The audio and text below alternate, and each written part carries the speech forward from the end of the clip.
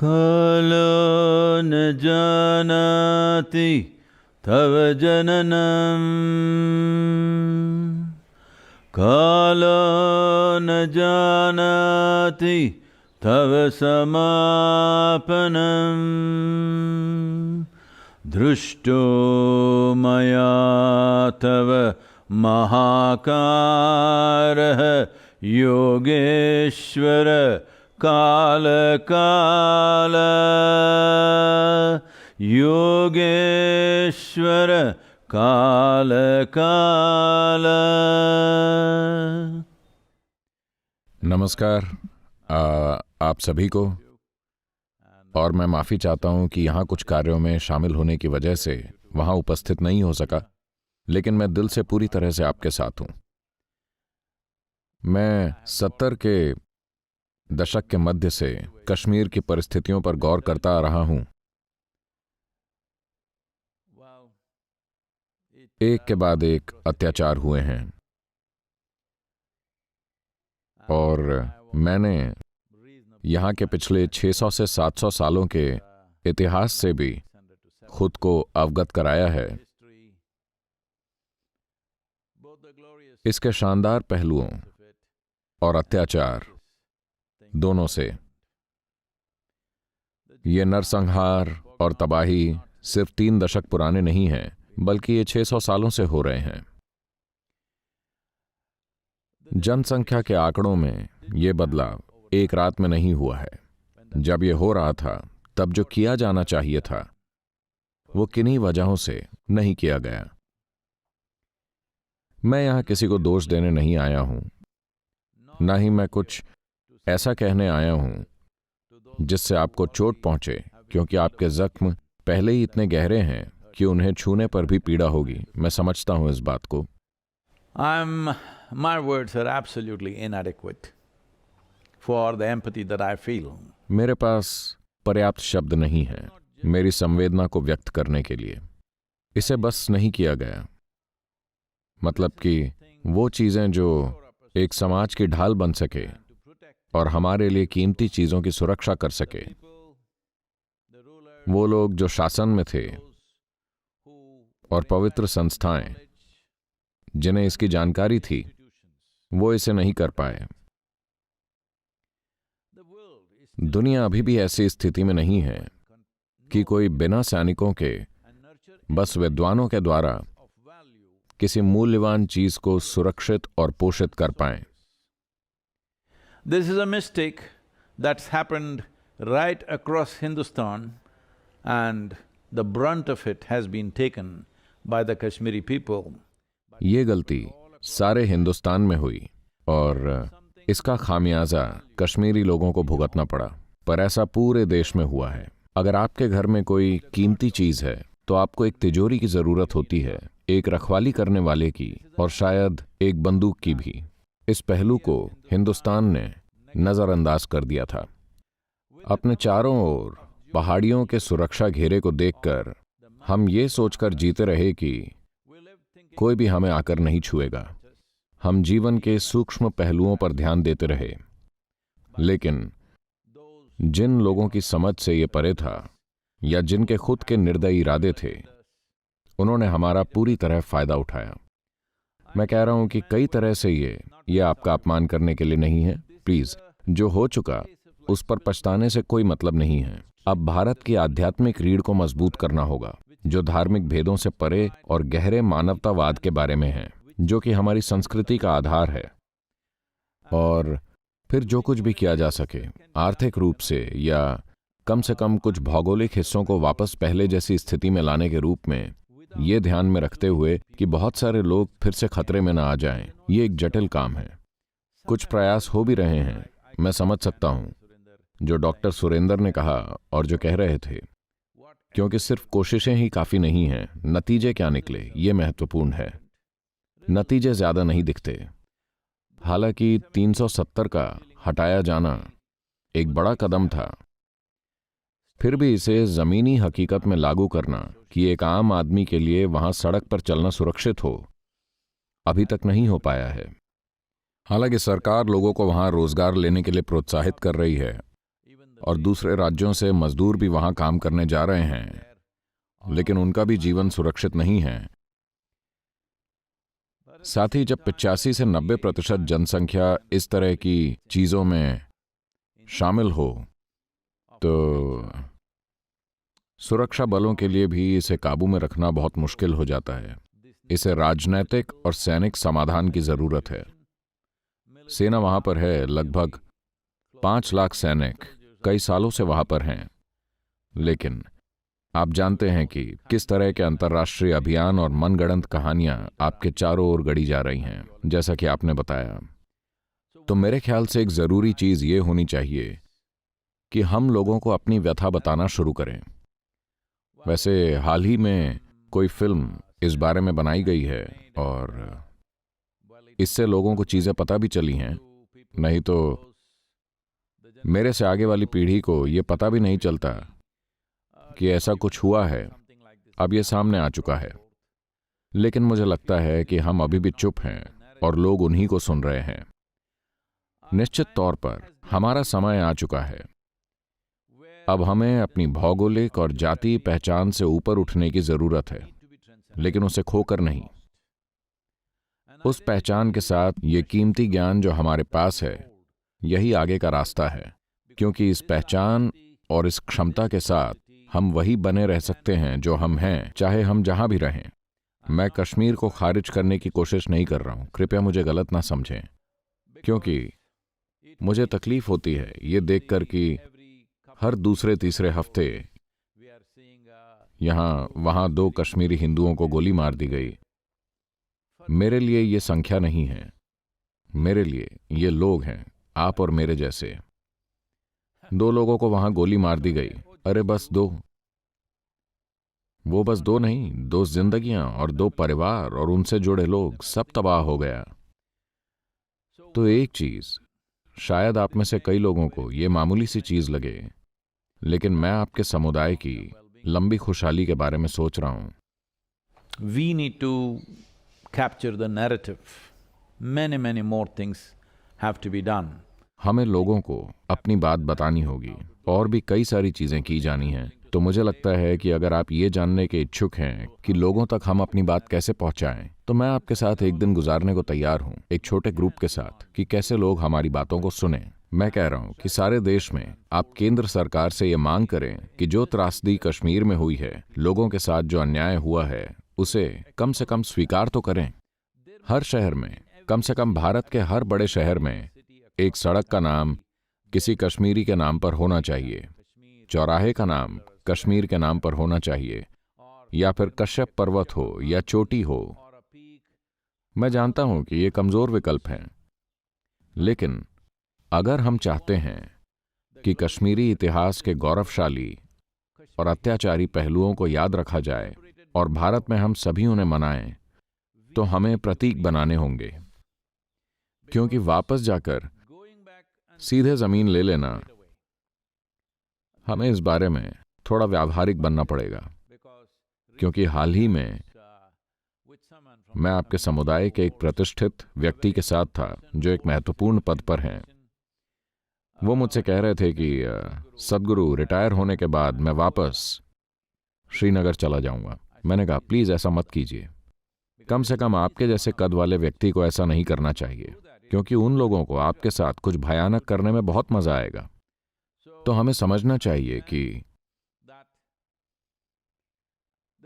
इस सब का सार ये है कि एक धार्मिक कट्टरता है, और ये कट्टरता किताबों में लिखी हुई है। और अगर हम इस व्यथा या नैरेटिव को हर जगह नहीं पहुंचाते और ये नहीं कहते कि यही वो व्यथा है जिसमें बदलाव की जरूरत है, बस एक परिस्थिति को बदलना, एक ही स्थिति को ठीक करने की कोशिश करते रहना कारगर साबित नहीं होगा। क्योंकि हमें ये समझना चाहिए कि अजरबैजान से लेकर कंबोडिया तक हिंदुस्तान हुआ करता था, अब ये इतना रह गया है, और अब कश्मीर एक समस्या है जहां वो उसे और छोटा करने की कोशिश कर रहे हैं। तो ये सिकुड़ाव एक रात में नहीं हुआ है, जनसंख्या में बदलाव एक रात में नहीं हुआ है, जनसंख्या के आंकड़ों में बदलाव एक तकनीक है। क्योंकि ऐसे लोग हैं जो 100, 200, 500 सालों तक के लिए समर्पित हैं। उन्हें फर्क नहीं पड़ता अगर उनके इरादे 500 साल बाद भी पूरे हों, वो तब भी इसके लिए काम करने को इच्छुक हैं। ऐसा समर्पण कई तरह की निर्दयी परिस्थितियां पैदा करता है, लेकिन आमतौर पर हमारे समुदाय यहां जी रहे लोगों के जीवन में खुशहाली लाने के लिए समर्पित हैं, उन्हें स्वर्ग भेजने के लिए नहीं। तो इन सब के बावजूद अगर हम चाहें तो क्या सब ठीक हो जाएगा? नहीं। क्या हम वो जिंदगियां वापस ला सकते हैं जो हमने खो दी हैं? नहीं, बिल्कुल नहीं। लेकिन यहां तक कि उस भौगोलिक हिस्से को वापस लेना भी बहुत बहुत मुश्किल है। कश्मीर को एक केंद्र शासित प्रदेश बनाना मुझे लगता है कि एक सकारात्मक कदम है। सौभाग्य से सुप्रीम कोर्ट ने भी इसे एक कानून के रूप में मान्यता दे दी है। ये एक महत्वपूर्ण चीज है जिसे समझना जरूरी है कि इतिहास में हमसे कई बड़ी गलतियां हुई हैं। अगर हम किसी चीज को समय रहते नहीं करते और उसे कल पर टालने की कोशिश करते हैं तो हमारे लिए देर हो जाएगी। जो गलतियां हो चुकी हैं हम उन्हें ठीक नहीं कर सकते, लेकिन हम ये पक्का कर सकते हैं कि कैसे हमारा भविष्य बेहतर हो। हम अपने पूर्वजों के दर्द और तकलीफों में डूबकर नहीं जी सकते, लेकिन हम एक सुरक्षित और सांस्कृतिक रूप से संपन्न पहचान स्थापित कर सकते हैं। हम उस पहचान का आनंद उठा सकते हैं जो हम हैं, जो हमारे बच्चों का भविष्य है। ये बहुत महत्वपूर्ण है, क्योंकि मैं ये नहीं कह रहा कि आप इसे भूल सकते हैं। मैं कोई फिलॉसफी नहीं झाड़ रहा। चिंता मत कीजिए, कल सब ठीक हो जाएगा। मैं ऐसा कुछ भी नहीं कह रहा हूं। मैं बस ये कह रहा हूं कि मैं बहुत अच्छा नहीं हूं। मैं लोगों को दिलासा देने में बहुत अच्छा नहीं हूं, लेकिन मैं इसके समाधान के बारे में सोचता हूं। मैं सरकार के कई महकमों से इस पर बात भी कर चुका हूं, लेकिन हर समाधान जो आप सोचते हैं कि उसे किसी के द्वारा विफल कर दिया जाता है क्योंकि वो बोल रहे हैं और उन्हें सुना जा रहा है। मुझे लगता है कि लोगों को अब सच्चाई पता चलनी चाहिए। मुझे पता है, मैं पहले ही कह चुका हूं कि इस पर एक फिल्म बनी है, लेकिन 1.5 से 2 घंटे या जितनी भी लंबी फिल्म हो उसका सिनेमाघरों में लगना एक बात है, वो ठीक है। लेकिन मुझे लगता है कि आपको एड फिल्मों की तरह 10, 15 या 20 मिनट की फिल्में बनानी चाहिए, अलग अलग परिवारों की पीड़ा को उजागर करके दुनिया भर के लोगों के दिलों को पिघलाना चाहिए। ये बहुत महत्वपूर्ण है। अब हम तकनीक के उस स्तर पर आ चुके हैं जहां अपनी बात लोगों तक पहुंचाने के लिए हमें सिनेमाघरों की जरूरत नहीं है। आज हर किसी के फोन पर, हर किसी के कंप्यूटर पर इसे देखा जा सकता है। अगर आप समाधान चाहते हैं तो मेरे ख्याल से लोगों तक अपनी बात पहुंचाने पर ध्यान देना बहुत ही महत्वपूर्ण है। मैं समझता हूं आपने समय सीमा का जिक्र किया। हम में से वो लोग जिन्होंने इस पीड़ा को देखा है, जो इसके साक्षी हैं, अगले 20-25 सालों में हम शायद नहीं रहेंगे। मुझे इस बात का दुख भी है, लेकिन लोगों को अपनी व्यथा सुनाकर making Kashmir visible all over the country, at least in India. Everybody who lives in India must know that this has happened to our people. और कश्मीर को पूरे देश में दिखाकर कम से कम भारत में रहने वाले हर व्यक्ति को ये पता होना चाहिए कि हमारे लोगों के साथ ऐसा हुआ था। अगर ऐसा नहीं होता, अगर ये लोगों के दिलों दिमाग में नहीं जाता, तो बहुत कुछ हुआ है। इस देश में बहुत भयानक चीजें हुई हैं, लेकिन वो सब गायब है। वो बस जा चुकी हैं, जैसे कि वो हुई ही नहीं थी। लाखों लोग जो अकाल से मरे, जो कि लाया गया था, लाखों लोग जिन्हें काट दिया गया, लाखों लोग जिन्हें जहर दे दिया गया, बहुत कुछ हुआ है। और हजारों हजार मंदिर तोड़ दिए गए, ये सब भुलाया जा चुका है, ठीक है? क्योंकि किसी ने अपनी कहानी सुनानी शुरू कर दी। यही समय है जब लोगों को असली कहानी बताई जानी चाहिए। ऐतिहासिक न्याय के अर्थों में हमें उस कहानी को वापस लाना चाहिए। हम ये स्पष्ट रूप से समझते हैं कि हम सब कुछ वापस नहीं पा सकते, हम सब कुछ वापस नहीं बना सकते। हम लोगों के खिलाफ उनके पूर्वजों ने जो किया है उसके लिए द्वेष नहीं रख सकते, लेकिन लोगों को हमें अपनी कहानी बतानी ही होगी। अगर हम कहानी नहीं बताते तो हम एक जड़ विहीन और गौरव विहीन समुदाय होंगे, जिसे हमें बदलना ही चाहिए। जहां तक कश्मीरी लोगों के अपनी जमीन पर वापस जाने की बात है, मुझे पता है कि सपना यही है, लेकिन हर कुछ हफ्तों में मैं देखता हूं 2 मरे, 5 मरे। हम ये नहीं देखना चाहते। इसे कैसे सुनिश्चित करें? खैर, ये सेना और राजनीति के बीच का मामला है। ऐसा होना ही चाहिए। प्रयास किए जा रहे हैं, लेकिन अगर एक भी व्यक्ति मरता है तो हमें लगता है कि पर्याप्त कोशिश नहीं हो रही। इतने सारे सैनिक अपने प्राणों की आहुति दे चुके हैं, लेकिन वो भी पर्याप्त नहीं है। सौभाग्य से हमारे पड़ोस में अव्यवस्था है, इसलिए वहां से जितना सहयोग मिल रहा था वो आने वाले वर्षों में निश्चित रूप से घटेगा। हमें इसका फायदा उठाना चाहिए और पक्का करना चाहिए कि सीमा पार से जो समर्थन मिल रहा था वो रुक जाए। इसे रोक देने से आंतरिक सुरक्षा को काफी हद तक सुरक्षित किया जा सकता है। किस हद तक ये हमें देखना होगा, क्योंकि जब सामान्य लोग, जो लोग रोज केवल सड़क पर चलते हैं, जो सब्जी की दुकान पर जाते हैं, जो चाय की दुकान पर बैठते हैं, उनके घर में बंदूक होती है और कभी कभी वो जिसे अपना धार्मिक कर्तव्य या जो कुछ भी समझते हैं वो उसे पूरा करते हैं। किसी भी एजेंसी के लिए इन सभी को पकड़ना बहुत मुश्किल है। दुनिया भर में ऐसी घटनाएं हुई हैं और फिर वो दशकों और सदियों तक चलती रही हैं, क्योंकि ये एक सबक है। भारत सरकार और देश की हर राज्य सरकार और सबसे बढ़कर इस महान राष्ट्र भारत के सभी लोग, हम सभी को ये सीखना चाहिए कि अगर हम समय रहते किसी समस्या पर ध्यान नहीं देते हैं तो कल बहुत देर हो सकती है। अभी हम उसी स्थिति में हैं। मैं जानता हूं कि मैंने कोई सांत्वना नहीं दी है, मैं सहानुभूति भरे शब्दों का प्रयोग भी नहीं कर रहा हूं, लेकिन मैं आपको बता रहा हूं, मेरा दिल आप में से हर एक के लिए समानुभूति से गूंज रहा है। इस देश में आपकी पीड़ा कई मायनों में बेमिसाल है, लेकिन ऐसी ही चीजें हर जगह हुई हैं। कम से कम आप बोल तो रहे हैं, दूसरे तो बोल भी नहीं रहे हैं। कितनी सारी चीजें हुई हैं, लेकिन आपके मामले में सबसे बुरी बात यह है कि ये अब हुआ है लगभग 21वीं सदी में, और अगर आप इसकी छूट दें तो ये अभी 21वीं सदी में हो जाएगा। तो सबसे बुरी बात यह है कि ये घटना स्वतंत्र भारत में हुई। जैसा कि मैंने कहा, मेरे पास न तो आपकी समानुभूति व्यक्त करने के लिए पर्याप्त शब्द हैं, न ही मेरे पास कोई चुटकी वाला समाधान है, यूं किया और बस हो गया। मेरे पास दोनों ही नहीं है। मेरे मन में आप सभी के लिए गहरी समानुभूति है। अगर आपके पास कोई प्रश्न हो तो प्लीज।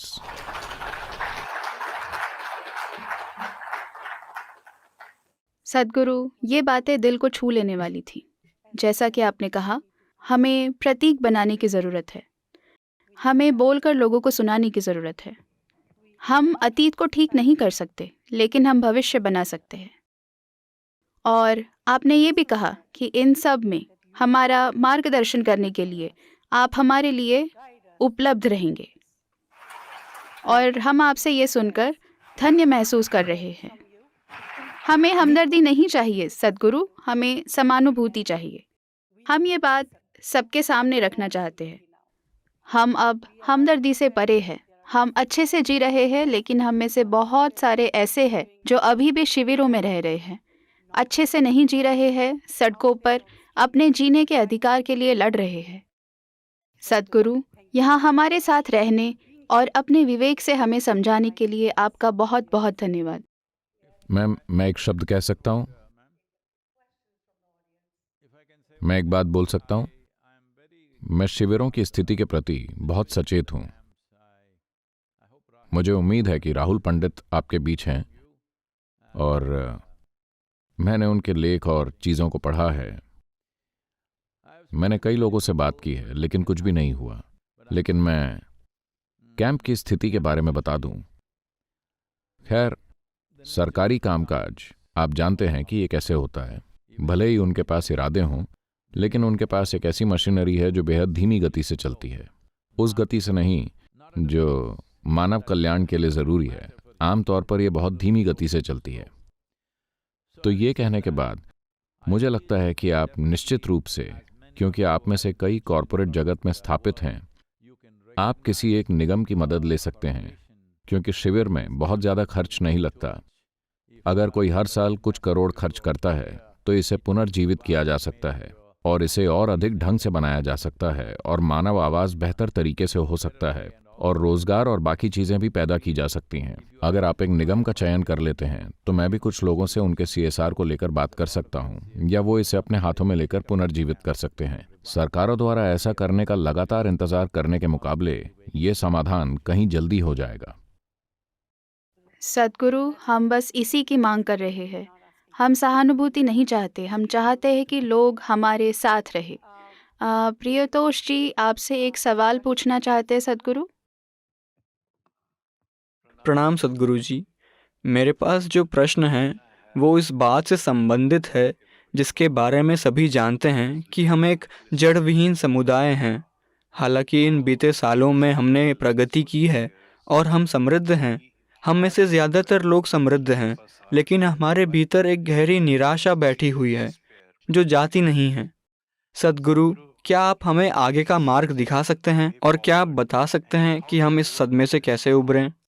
जैसा कि मैंने पहले कहा कि हमारी पहचान, क्योंकि ऐसा हर जगह हो रहा है, अगर इस तरह के अत्याचार नहीं हैं तब भी दुनिया भर के सभी समुदायों के साथ ऐसा हो रहा है। अब हमारी पहचान भूगोल से आगे बढ़ रही है और हमारी पहचान को अब हमारी संस्कृति, हमारी आध्यात्मिकता और हमारा ज्ञान जो हमारे पास है उसमें बदलने की ज़रूरत है। अगर हम ऐसा करते हैं तो इससे एक चीज़ ये हो सकती है कि सभी कश्मीरी हिंदू युवा इसमें शामिल हो सकते हैं। अगर आप शुरुआत करना चाहते हैं तो मैं आपको जगह और ज़रूरी बुनियादी ढांचा प्रदान करूंगा। अगर आप आना चाहते हैं और करना चाहते हैं, जैसे कि दक्षिण में एक दिन कश्मीर दिवस, तो हम आपको हर वो चीज़ उपलब्ध कराएंगे जिसकी आपको ज़रूरत है। आप अपना साहित्य प्रस्तुत करें, अपनी कला, संगीत, सब कुछ प्रस्तुत करें और लोगों को पता चलने दें और कहानियाँ भी सुनाएं। लेकिन कहानियाँ कश्मीरी संस्कृति की सुंदरता और शक्ति की हों, न कि केवल वहाँ हुई भयानक चीज़ों की। उसे भी बताने की ज़रूरत है, लेकिन ये महत्वपूर्ण है कि आप जो हैं लोग उसके लिए आपके साथ आएं, न कि केवल जो हुआ उसके लिए या किसी और ने आपके साथ जो किया उसके लिए। आपने अपने साथ जो किया है, जो कि महत्वपूर्ण है, ये कश्यप की भूमि है। कश्यप सप्त ऋषियों में से एक थे। जैसा कि आप जानते हैं, हम आदि योगी और सप्त ऋषियों का सम्मान करते हैं और दुनिया भर में उत्तरी अफ्रीका, दक्षिण अमेरिका, मध्य एशिया, दक्षिण पूर्व एशिया में सप्त ऋषियों के पदचिन्हों की पहचान करने के लिए हम एक प्रयास कर रहे हैं और कुछ शोध चल रहे हैं, और निश्चित रूप से भारत में भी हम इस दिशा में प्रयास कर रहे हैं। और अगर आप ज्ञान संस्कृति को लाएंगे, अगर आप उन सबको एक बड़े उत्सव के रूप में नहीं भी ला सकते हैं, अगर आप साहित्य लाते हैं तो दक्षिण भारत में हम आपको एक आधार प्रदान करेंगे। अगर आप संगीत लाते हैं तो हम आपको आधार प्रदान करेंगे, या अगर आप सांस्कृतिक उत्सव के रूप में आते हैं तो भी बढ़िया है। लेकिन मुझे यकीन है कि शुरू करने के लिए पूरे देश में और दुनिया में भी इसी तरह की चीज़ें की जा सकती हैं। ये किया जा सकता है, लेकिन ये बहुत ज़रूरी है कि ऐसा भारत में हो कि आप खुद को प्रस्तुत करें ताकि युवा निराशा में न जाएं। युवाओं के पास कुछ करने के लिए होगा और लोगों तक अपनी बात पहुंचाने में भी इसकी अहम भूमिका होगी।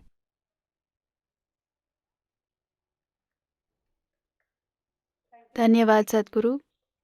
हाँ, इसी तरह के मदद की, इसी तरह के सहयोग की हमें ज़रूरत है, और हम चाहते हैं एक आध्यात्मिक गुरु होने के नाते हम आपसे व्यक्तिगत रूप से बातचीत करने और वास्तविक समाधान प्राप्त करने के लिए उत्सुक हैं, ताकि हम अपनी कश्यप भूमि पर वापस जा सकें।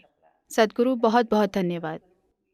इसके एक हिस्से के रूप में, जैसा कि मैंने कहा, एक समयबद्ध तरीके से अगर आप इसे करते हैं तो हम आपको दक्षिण भारत के प्रमुख शहरों में एक मंच प्रदान करने के साथ साथ आपके लिए कम से कम 5 से 10 हज़ार लोगों को आसानी से इकट्ठा भी कर सकते हैं, ताकि कश्मीर और कश्मीर का संदेश और कश्मीर की गौरवशाली प्रकृति और सबसे बढ़कर आध्यात्मिक ज्ञान जो कश्मीर में था और वहाँ के लोगों में निवेशित किया गया था, क्योंकि इस दुनिया का भविष्य, हो सकता है कि अभी जो मैं कह रहा हूँ वो बहुत से लोगों की समझ में ना आए, क्योंकि इस समय वो पीड़ा और उस प्रकार की शक्ति का प्रदर्शन कर रहे हैं, लेकिन ये कुछ ऐसा है जिसे मैंने यूरोप, अमेरिका और अन्य विभिन्न देशों के प्रमुख विश्वविद्यालयों में दुनिया भर के युवाओं से बात करते हुए पाया है।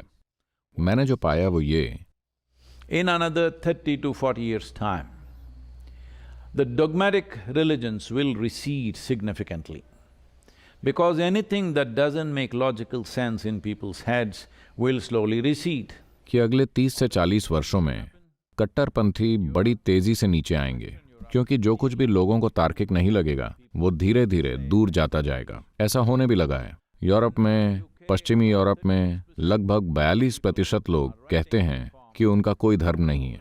ब्रिटेन में करीब 36% लोग अपने फॉर्म में लिख रहे हैं कि उनका कोई धर्म नहीं है।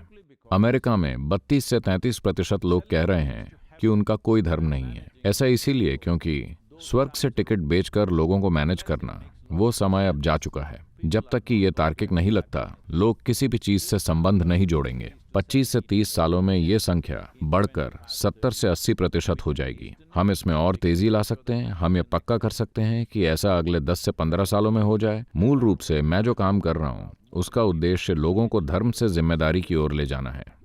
आध्यात्मिक प्रक्रिया हम जो हैं उसका आधार है, जो कुछ समय से एक धर्म के रूप में प्रस्तुत की जा रही है, लेकिन मूल रूप से ये मानव की आंतरिक खुशहाली के लिए एक आध्यात्मिक प्रक्रिया है, जहां इसका उद्देश्य मानव मुक्ति है।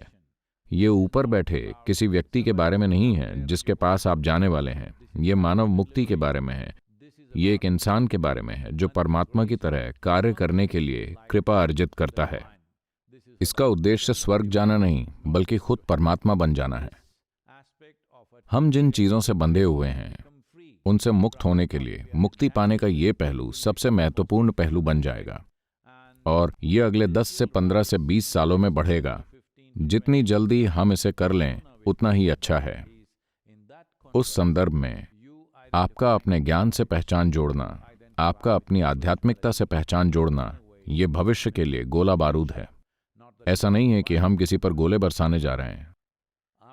हमारा तरीका तो दुनिया को गले लगाना है, दुनिया को नष्ट करना नहीं है। लोगों को शामिल करना हमारा तरीका है। हमारे जीवन का तरीका समावेश है, विजय नहीं। इसलिए कश्मीर की आध्यात्मिक प्रकृति के साथ अपनी पहचान बनाना महत्वपूर्ण है। ये सरस्वती और शारदा की भूमि है। यही मूल पहचान होनी चाहिए। मुझे ये कहते हुए बहुत तकलीफ हो रही है कि पहाड़ों और घाटियों से नहीं, बल्कि उस ज्ञान से जो आपके पास है, क्योंकि वही भविष्य है। बहुत बहुत धन्यवाद।